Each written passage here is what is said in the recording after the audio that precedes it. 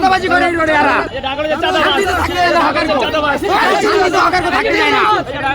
এরা আয়াকে দোকান বন্ধ করেন, তাকে দোকান যে দোকান বন্ধ করাইবো দোকান কি যাবে?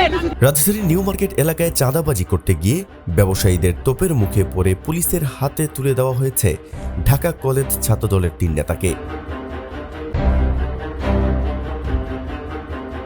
বৃহস্পতিবার বিকালে ফুটপাতে ব্যবসায়ীদের কাছে চাঁদা চাইতে গেলে এই ঘটনা ঘটে। অভিযুক্ত 3 ছাত্রদল নেতা হলেন ঢাকা কলেজ ছাত্রদল আহ্বায়ক কমিটির সদস্য শেখ পারভেজ হোসেন, মাসুদুর রহমান জীবন ও ছাত্রদল কর্মী সাজ্জাদ হোসেন রাব্বি। এর আগেও একবার ফুটপাতের দোকান দখল করতে গেলে পারভেজ মোশাররফকে শোকজ করে ছাত্রদল। জানা যায়, ব্যবসায়ীর কাছ থেকে 1.5 লক্ষ টাকা চাঁদা চেয়েছেন ছাত্রদলের এই 3 নেতা।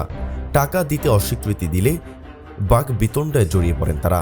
পরে প্রতিবাদী দোকানিরা তাদের পুলিশের হাতে তুলে দেন।